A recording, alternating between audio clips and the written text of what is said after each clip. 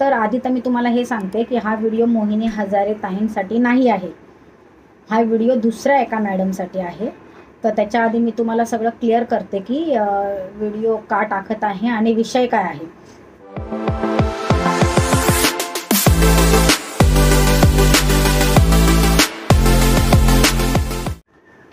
Hi friends, स्वागत आहे तुमचं माझ्या चॅनलवर. कसे आहात तुम्ही? मजेत आहात ना? मजेतच राहा. चला तर मग व्हिडिओला सुरुवात करूया. मला ॲक्च्युली टाईम भेटत नाही, मी रोजचे व्हिडिओ टाकत नाही, पण हा व्हिडिओ टाकणं खूप गरजेचं होतं म्हणून घाईघाई टाकत आहे व्हिडिओ. तर आधी तर मी तुम्हाला हे सांगते की हा व्हिडिओ मोहिनी हजारे ताईंसाठी नाही आहे. हा व्हिडिओ दुसऱ्या एका मॅडमसाठी आहे. तर त्याच्या आधी मी तुम्हाला सगळं क्लिअर करते की व्हिडिओ का टाकत आहे आणि विषय काय आहे. जेव्हा मोहिनी हजारे ताईंबरोबर हे सगळं घडलेलं, त्यांच्या नवऱ्याने त्यांना मारलेलं, जे पण काही झालेलं ते चूकच आहे. मी आजही बोलते आणि मी त्यांच्या सपोर्टमध्ये एक आठवड्याआधी, एक हफ्त्याआधी व्हिडिओ पण टाकलेला आहे की हो ताई, आम्ही तुमच्याबरोबर आहोत, तुम्ही जे केलं ते बरोबर केलं, योग्य वेळी योग्य निर्णय घेतला, मी असा व्हिडिओ टाकलेला आहे. आणि त्याच्यानंतर आता 2-4 दिवसाआधी मोहिनी हजारे ताईंनी व्हिडिओ टाकलेला की माझ्या आईने मला घर दिलं, हक्काचं माझ्या मुलांना घर दिलं.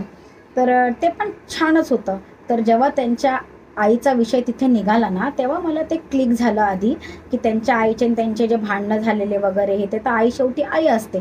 तर मी 2-3 दिवसापूर्वी त्यांच्या आईसाठी व्हिडिओ बनवला.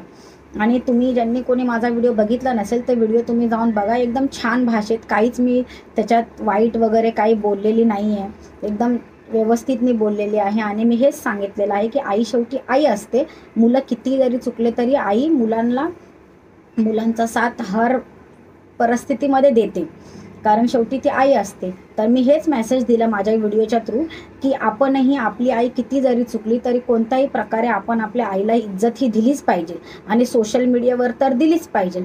बाकी माझा दुसरा काही हेतू नव्हता. आणि माझ्या व्हिडिओच्या एंडला मी हेही म्हटलं आहे की ताई, आम्ही तुमच्यासोबत आहोत. तुम्ही तुमच्या नवऱ्याला माफही नका करू, तुम्ही त्यांना शिक्षा द्या जे त्यांनी चुकवलं आहे.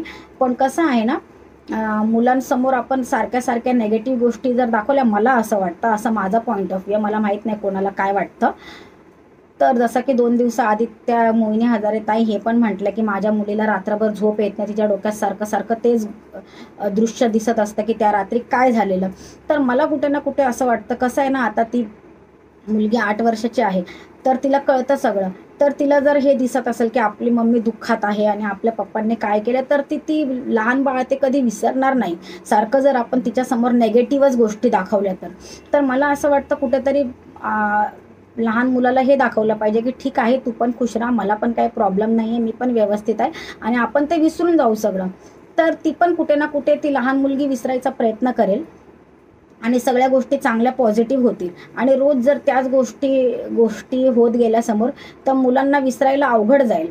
माझं फक्त एवढंच मेसेज होतं, बाकी मी काहीच त्याच्यात चुकीचं वगैरे काहीच बोललेली नाही आहे.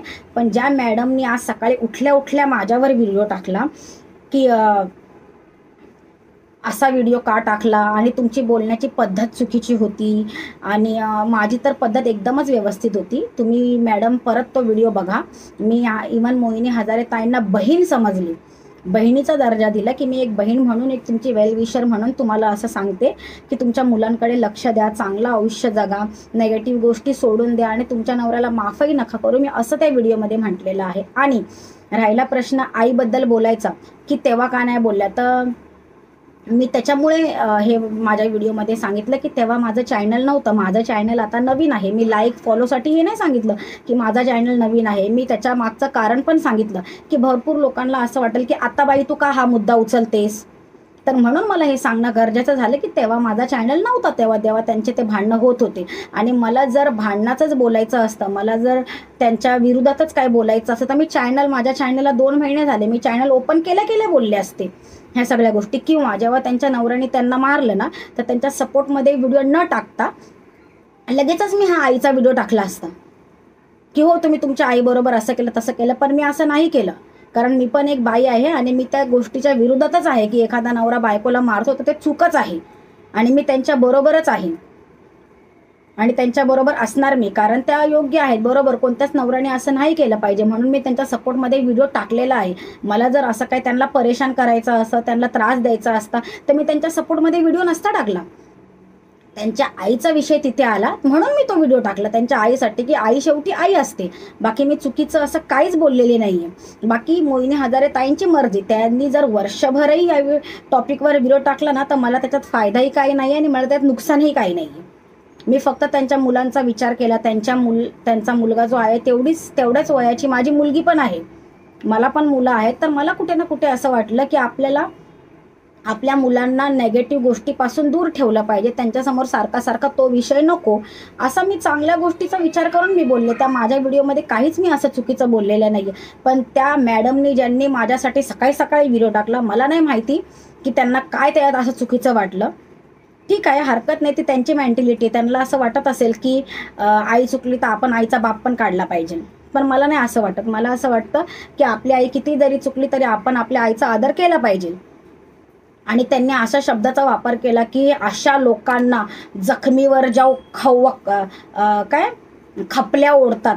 असं तर माझ्या व्हिडिओमध्ये काहीच नव्हतं की जखमीवर खपल्या ओढण्यासारखं. पहिलं तर मी ते सांगते, असं मी काहीच बोलले नव्हते की बरं झालं असंच झालं पाहिजे तर त्यांच्यासोबत, असं मी काहीच बोलले नव्हते. मी आजही हेच बोलते की त्यांचा नवरा चूकच होता आणि मी त्यांच्याबरोबर आहे आणि त्यांच्या सपोर्टमध्ये मी व्हिडिओही टाकलेला आहे आणि आजही मी बोलते की मी त्यांच्यासोबत आहे.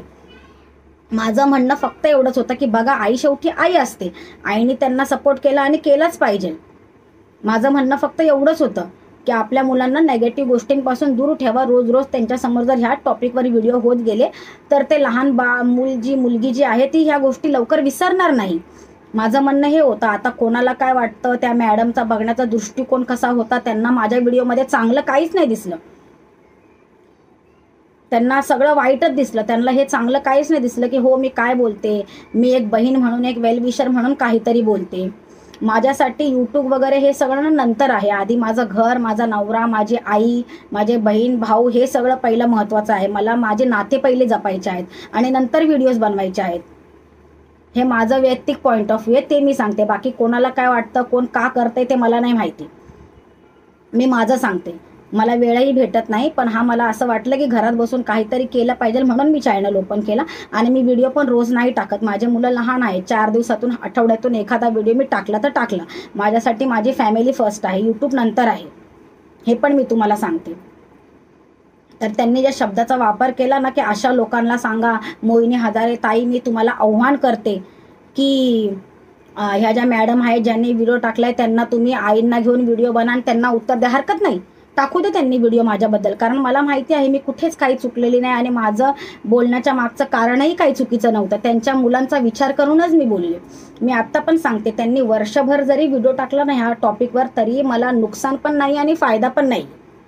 मी फक्त एक बहीण म्हणून, एक वेलविशर म्हणून की आपण एखादी गोष्ट, चांगल्या गोष्टीला जसं सपोर्ट करतो तसं वाईट गोष्टीलाही विरोध केला पाहिजे.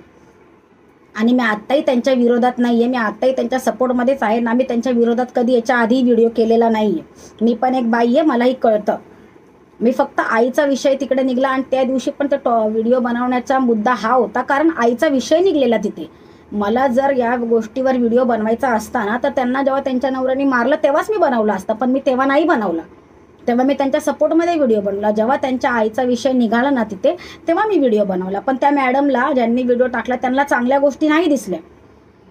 त्या आव्हान करतात आहे की ह्या मॅडमला तुम्ही उत्तर द्या. ठीक आहे, काहीच प्रॉब्लेम नाही आहे, व्हिडिओ बनवला तरीही चालेल, मला काही हरकत नाही. मला स्वतःला माहिती आहे ना आता समोरच्या व्यक्ती त्या गोष्टीला कोणत्या नजरने बघतं ते त्यांचा पॉईंट ऑफ व्ह्यू. त्यांना असं वाटत असेल माझा व्हिडिओ बघून की आईला काहीही बोललं पाहिजे आणि आईला रिस्पेक्ट नाही केला पाहिजे. आणि त्या हे पण बोलल्या व्हिडिओमध्ये, मी बोललेले की लहान मुलं बघतात. तर माझा म्हणण्याचा हेतू हा होता की लहान मुलं बघितले तर लहान मुलांना असं वाटेल की आई चुकली तर आपण आईला काहीही बोलू शकतो. माझ्या म्हणण्याचा अर्थ हा होता. म्हणून माझ्या म्हणण्याचा उद्देश हा नव्हता की ते त्यांचा व्हिडिओ बनवतात तर त्याच्यात त्या शिव्या देतात की काय देतात. नाही, मला माहिती त्या शिव्या पण देत, काही वल्गॅरिटी पण नाही आहे. And for your kind information, माझ्या व्हिडिओमध्येही कधी वल्गॅरिटी किंवा शिव्या वगैरे काही नसतात. मी आज हा व्हिडिओ बनवते ना तर ते थोड्या रागात बनवते, पण याच्या आधीचे माझे सगळे व्हिडिओ बघा, एकदम व्यवस्थितपणेच मी बोलते. काहीच कोणत्याच चुकीच्या शब्दाचा वापर केलेला नाही आहे मी.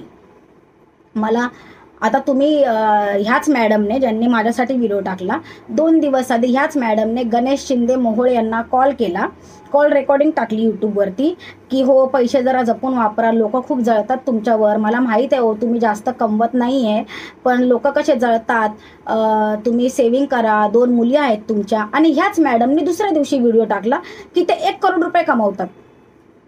तर मग लोक हे बघून जळणार की नाही जळणार? लोकांना फक्त एवढं माहिती होतं की हां ते पैसे कमवतात, पण किती कमवतात हे नाही माहिती. ह्या मॅडमने सीधा एक अमाऊंट सांगितली की ते एवढे कमवतात. मग आता हे बघून लोक जाणणार नाही का की अरे तो व्यक्ती एवढा कमवतो, त्यांचे व्हिडिओ लोक बघतील का?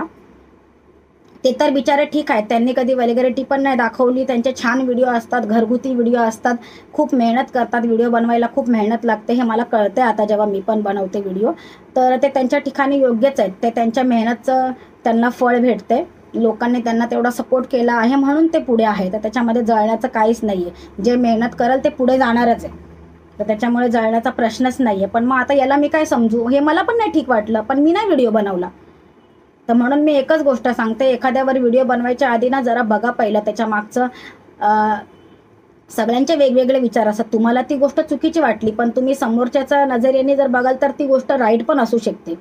आणि मी त्याच्यात काहीच चुकीच्या गोष्टीचा उल्लेख केलेला नाही आहे, हे तुम्हाला मी परत एकदा सांगते. माझा व्हिडिओ 10 टाईम बघा. आणि मी हे पण सांगते, आईचा विषय घेण्याचं कारण फक्त हेच होतं, कारण 1 दिवसाआधी त्यांच्या आईबद्दल त्यांनीच व्हिडिओ टाकलेला मोहिनी हजारेने की माझ्या आईने मला घर दिलं म्हणून मी तो व्हिडिओ टाकला. हे फक्त आईसाठी मी तो व्हिडिओ टाकला, बाकी दुसरं काहीच नव्हतं. आणि आजही मी तेच म्हणेल की हां, नेगेटिव्ह गोष्टींपासून मुलांना लांब ठेवा. बाकी तुमची मर्जी, तुमचे मुलं आहेत त्याच्यामध्ये मी नाही काय करू शकत, हा माझा पॉईंट ऑफ व्ह्यू आहे. चला तर ठीक आहे, मी आता माझा व्हिडिओ इथेच संपवते. आम्ही लोकांनी लाईक करा म्हटलं तर सगळ्यांना प्रॉब्लेम येतो. तुम्ही व्हिडिओ दुसऱ्यांना टाकून लाईक करा, आवडला असेल तर ते सगळ्यांना चालतं. तर ठीक आहे, मी माझा व्हिडिओ इथंच संपवते. चला मग बाय.